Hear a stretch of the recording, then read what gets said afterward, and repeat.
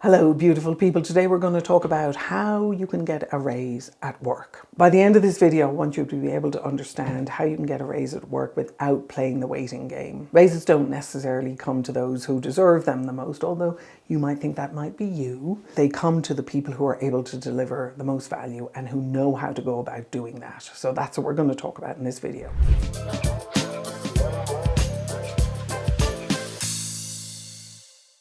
I want to cover four main topics. The best way to be able to get a raise at work is not to ask, it's to offer. And we'll talk about what that means. You don't necessarily need more time at a company. You need more what I call visible value. You don't have to wait for your manager to bring it up. You can actually initiate the conversation yourself. Most people ask for raises like they're asking for their boss to do them a favor. I want to show you how to be able to ask for a raise like a leader.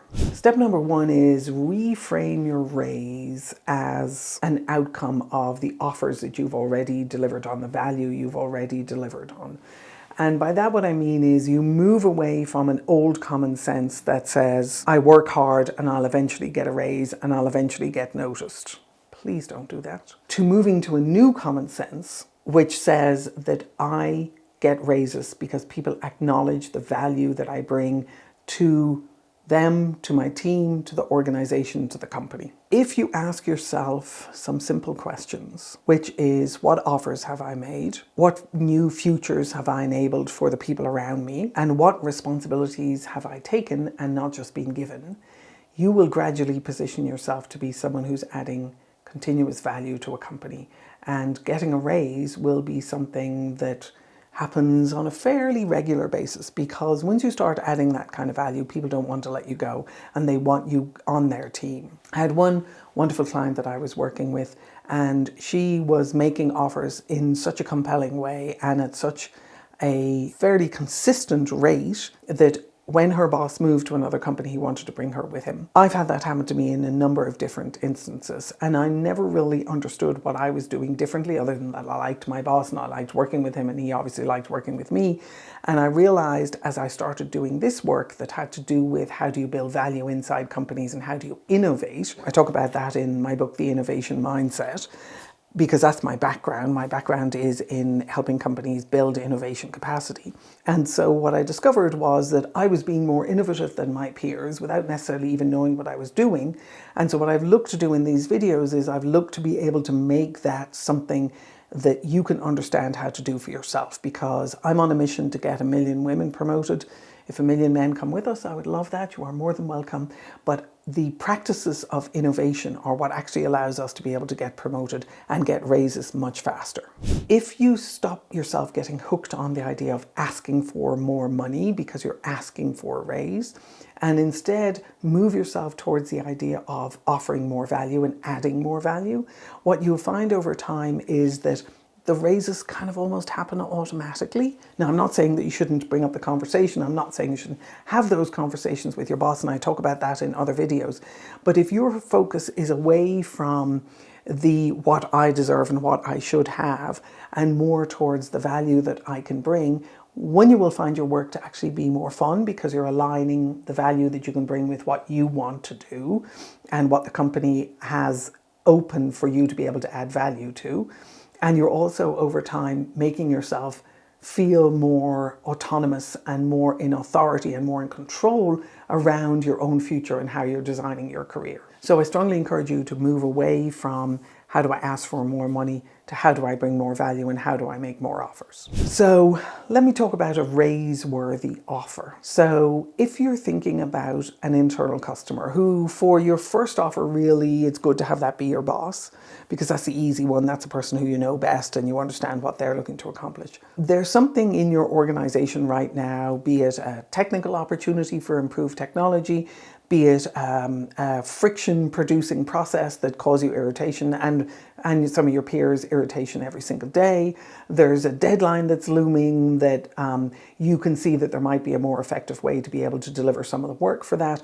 There's something going on in your organization right now that you could make an offer to impact. Make an offer to deliver on, that you could take responsibility for and make it happen.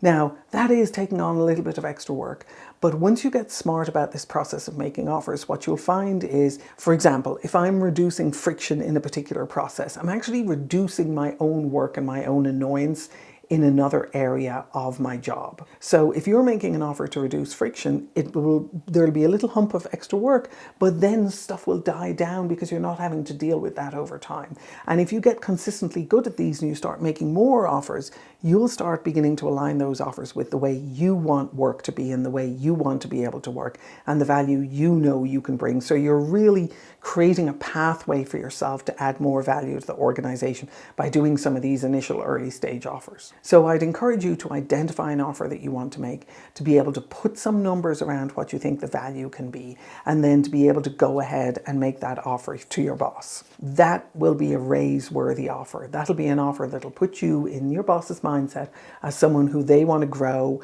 who they want to give raises to, who they want to keep, and who they want to continue to develop over time because you have now shown innovative capacity, a leadership initiative, responsibility, and listening. You're listening to your boss and understanding what they have on their plate and how onerous that work is that they have on their plate and what you can do to help them with it and take something off their plate. And over time, if you take your promises really seriously, they'll see you as someone who they can absolutely rely on. And you know yourself, if you ever have had any people reporting to you, that is invaluable.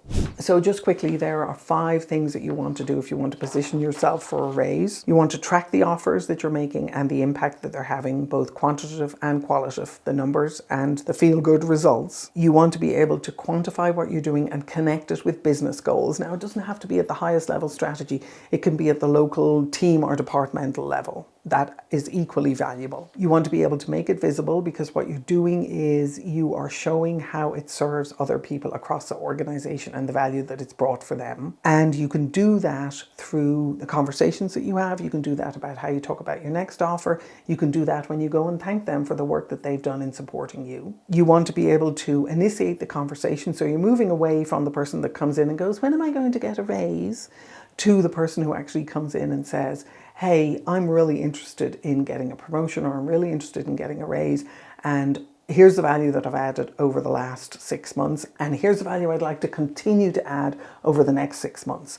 So then a raise becomes a tiny part of the conversation and the value that you're bringing comes to the forefront. The 5th thing that I would love you to do is to frame your raise as a future investment for your boss. So I've had lots of people reporting to me over my career, and the ones that I go to bat for when I'm looking to give them a raise or I'm looking to give them a promotion are the people who are part of my bigger game and part of my bigger strategy. If I have someone on my team who understands what my bigger game and bigger strategy is and takes it seriously and makes offers around it, and they understand how I'm being measured and valued, they're the person who I'm going to go to bat for. If they've consistently delivered on their commitments, if they've defined those commitments very effectively, and they've delivered on them consistently, they're someone I can trust. And if something goes wrong and they tell me about it sooner than I hear it from somewhere else in the network, they're someone I can trust. Those are the people I go to bat for in terms of getting promotions and raises. Lead the conversation like someone who builds networks of commitments. So you're never going in and asking for a raise and talking about what you want to do in the future based on you needing more resources or doing it all yourself. What you're doing is you're saying, I've spoken to this person in this department, I've spoken to this person on this team, they're willing to help me do that. You found the commonalities between you and other people in the organization, and you're bootstrapping the work you're going to do together to be able to deliver on the value you know you can. The people who are resourceful and who can find other people to help them deliver on value that they know matters are incredibly valuable in an organization. And again, they're the people who your boss will go to bat for in order to be able to get a raise. If you think you're ready for a raise, if you think you're ready for a promotion, do my promotion readiness assessment. Be brutally honest with yourself. Let me know how it goes. If this video helped you, let me know in the comments, and I wish you the best of luck.